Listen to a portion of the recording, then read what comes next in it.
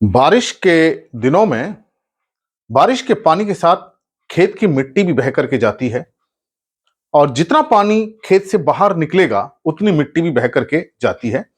तो इस पानी को रोकने का हमें प्रयास करना चाहिए, क्योंकि इसके साथ मिट्टी जब बहती है तो ऊपर की उपजाऊ मिट्टी निकल के जाती है, जिससे हमारे खेत की ताकत कम होती जाती है। क्या आपको पता है कि 1 मिलीमीटर अगर मिट्टी बह के पानी के साथ चला जाए तो कितने किलोग्राम या कितने टन मिट्टी का नुकसान होता है?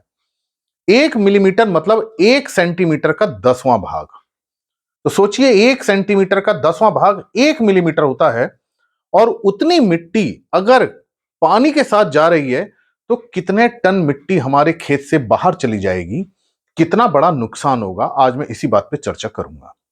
देखिए, जो हमारे खेत की मिट्टी है वो हम मानते हैं जो 6 इंच तक की मिट्टी है, 15 सेंटीमीटर तक की, ये बड़ी उपजाऊ मिट्टी होती है। इसी में सारे पोषक तत्व होते हैं, इसी में ऑर्गेनिक मैटर है, इसी में ह्यूमस है, इसी में जैवांश पदार्थ है, इसी में सबसे ज्यादा जड़ों की एक्टिविटी होती है, इसी में सबसे ज्यादा सूक्ष्मजीव होते हैं। मतलब ऊपर का जो टॉप 6 सेंटीमीटर है मिट्टी का ऊपर का भाग, ये बड़ा फर्टाइल है, बड़ा उपजाऊ है।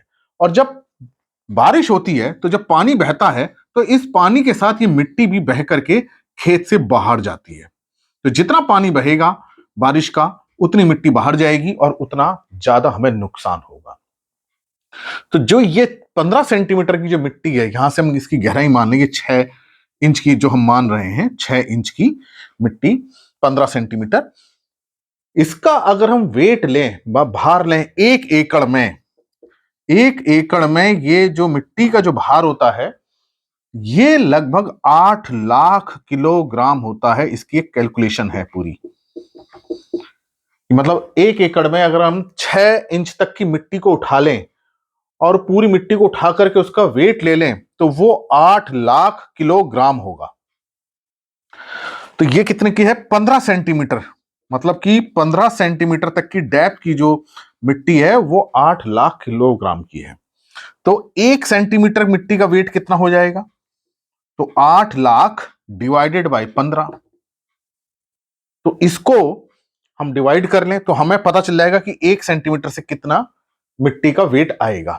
तो इसको हम 7.5 मान लें तो कैलकुलेशन आसान हो जाएगी, क्योंकि 15 पंजे 75, इसको 7.5 लाख हम मान लेते हैं। तो मतलब ये हो गया करीब करीब 0.5 लाख किलोग्राम। इसका मतलब ये हुआ कि 1 सेंटीमीटर की अगर हम गहराई की मिट्टी ले लें, अपने खेत में हम जाएं और 1 सेंटीमीटर की मिट्टी को निकालें, हम सिर्फ 1 सेंटीमीटर 1 एकड़ का, तो उसका वेट 0.5 लाख, मतलब कि ये 50,000 किलोग्राम हो जाएगा। अब 1 सेंटीमीटर में कितने मिलीमीटर होते हैं? 10 मिलीमीटर होते हैं। तो इसका मतलब कि ये 10 मिलीमीटर की जो मिट्टी का वेट है, भार है, वो 50,000 किलोग्राम है। तो 1 मिलीमीटर का कितना हो जाएगा? 1 मिलीमीटर का जो वेट हो जाएगा 50,000 बट्टा 10, मतलब कि 5,000 किलोग्राम, या हम कह सकते हैं 5 टन। तो इसका मतलब यह हुआ कि 1 एकड़ का जो खेत है हमारा, और उसमें हम केवल 1 मिलीमीटर की मिट्टी उठाएं और उस पूरे को वेट ले लें, 1 एकड़ से 1 मिलीमीटर की मिट्टी को खुरच के निकाल लें, तो 5 टन मिट्टी है, उसका वेट है। अब बारिश के पानी के साथ इतने मिट्टी बह करके जाती है, 1 मिलीमीटर बह करके जाती है। तो इसका मतलब जितना पानी बह रहा है उतनी हमारी मिट्टी का नुकसान हो रहा है। इस मिट्टी के साथ पूरा जैविक पदार्थ बाहर जा रहा है, नाइट्रोजन बाहर जा रही है, जो हमने खाद डाली वो बाहर जा रही है, फास्फोरस बाहर जा रहा है, पोटेशियम बाहर जा रहा है, माइक्रोन्यूट्रिएंट्स बाहर जा रहे हैं, हमारे खेत के जितने सूक्ष्म जीव हैं वो बाहर जा रहे हैं। तो ये मैंने आपको बताया एक कैलकुलेशन से कि 1 एकड़ में मोटा मोटा हम बात करें, 1 मिलीमीटर मिट्टी का जो भार है वो लगभग 5 टन है। हालांकि इससे ज्यादा ही है, लेकिन मान के चलते हैं कि ये 5 टन से कम नहीं है, 5 टन तो है ही। तो बारिश के पानी के साथ अगर 1 मिलीमीटर मिट्टी बहती है तो 5 टन मिट्टी का नुकसान है। अगर 2 मिलीमीटर मिट्टी बहती है तो 10 टन मिट्टी हमारे खेत से जा रही है। 3 मिलीमीटर मिट्टी बहने से 15 टन मिट्टी का नुकसान होता है। तो ये, इस बात को ध्यान रखिए, ये नुकसान हमें नजर नहीं आता है। हमारा खेत धीरे धीरे मिट्टी बहती जाती है और हमारा खेत नीचे होता जाता है। तो 20-25 साल बाद यह असर हमें नजर आएगा।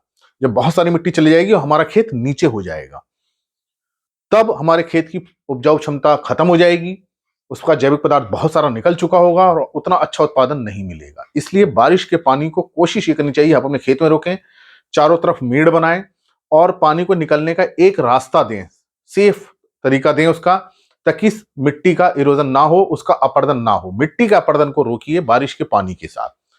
मेड़ पे घास लगा के रखिए ताकि मेड़ भी ना टूटे, मेड़ ऊंची और मजबूत रखिए, खेत का पानी खेत में रखिए। तो इससे एक तो हमारा मिट्टी का अपरदन रुकेगा, दूसरा हमारे खेत का वाटर टेबल रिचार्ज होगा। तो जितना अच्छा रिचार्ज होगा उतना ही हमें पानी की उपलब्धता लंबे समय तक मिलेगी। तो इस बात का ध्यान रखिए, मृदा अपरदन को रोकिए। और एक मैंने कैलकुलेशन से बताया कि कितना बड़ा नुकसान होता है जो हमें नजर नहीं आता है। तो इस नुकसान को रोकिए, मृदा अपरदन को कम कीजिए, खेत के चारों तरफ बंड्स बनाइए, मजबूत मजबूत मेड़ रखिए, मेड़ों पर घास लगा के रखिए ताकि मेड़ जल्दी से टूटे नहीं। आशा है मेरी बात आपकी समझ में आई होगी कि कितना बड़ा नुकसान हो रहा है बारिश के पानी के साथ, कितने टनों मिट्टी हमारी खेत से बाहर चली जाती है और हमारा खेत की उत्पादन क्षमता कम हो जाती है। इसको रोकिए, मृदा अपरदन को कम कीजिए और खेत की ताकत को बना के रखिए। धन्यवाद।